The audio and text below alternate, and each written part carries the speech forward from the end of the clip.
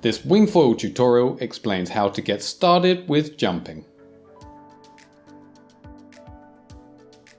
First, let's walk through a wing-foil jump. Ride in with as much speed as you're comfortable with.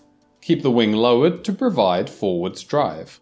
Hold a moderate upwind course. Begin with the foil a little deeper in the water. To jump, shift your weight onto the back foot firmly to pitch up the foil and make it climb.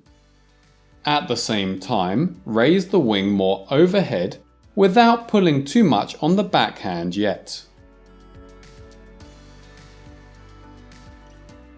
As the foil's front wing breaches, the hand wing should be overhead. You then pull firmly with your backhand for extra lift. If you keep the hand wing overhead, its lift will help you stabilize in the air. As you land, you want the foil almost level, not pitched up or down too much. Allow the foil to fully descend and let your board touch down on the water. Using the full range of the mast like this will greatly soften your landing. As you land, you should also lower the hand wing so it provides forwards drive. If you have enough forward speed on landing, you should be able to foil away immediately. Let's look at that riding the other way.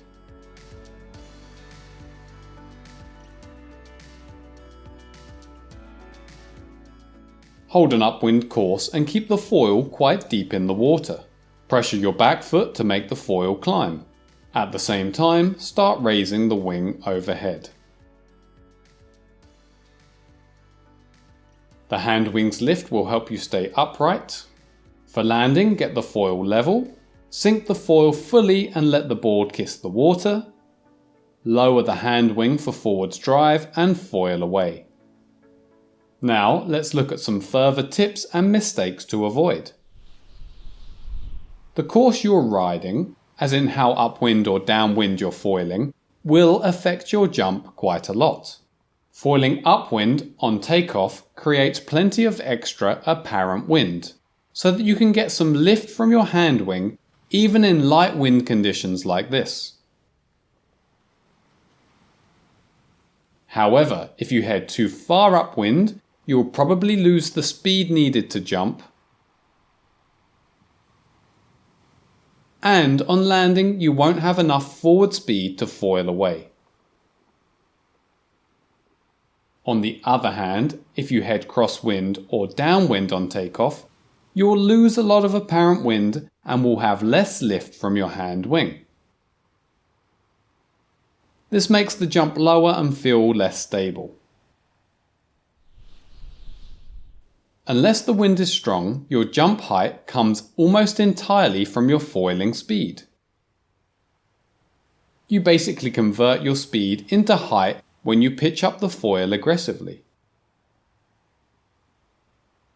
When learning, start by riding in slower. The reduced speed and resulting reduced height will help you build experience with much less risk.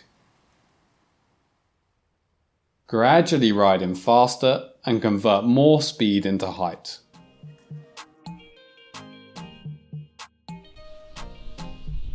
The timing of your hand wing and foil must be synchronized.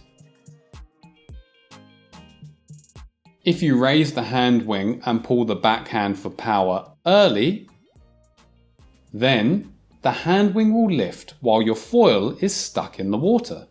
This will waste the lift from your hand wing and pull you off balance before takeoff. Raise the hand wing as the foil climbs and power the hand wing just as the front wing pierces the surface, since this is when you're free to be lifted by the hand wing.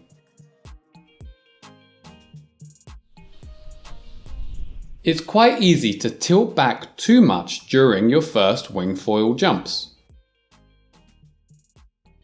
If you lean your upper body back too much as you pitch up the foil, then you will be tilted on takeoff.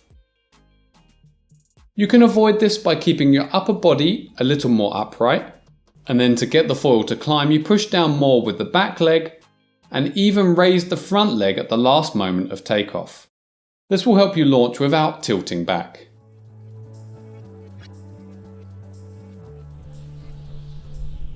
The pitch of your foil on landing is important. As mentioned, the foil should be close to level.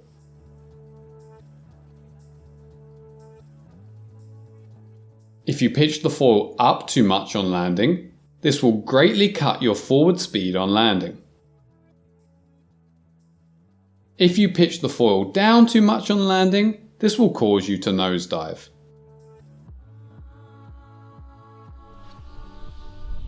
You'll need both feet in the foot straps to jump, so you may need to practice moving your back foot around.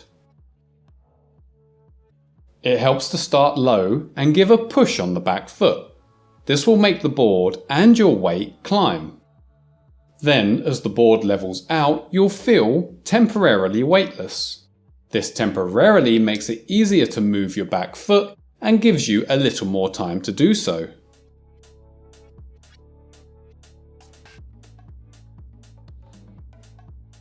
It can also help to keep the foot movement small and to raise the wing so it supports some of your weight.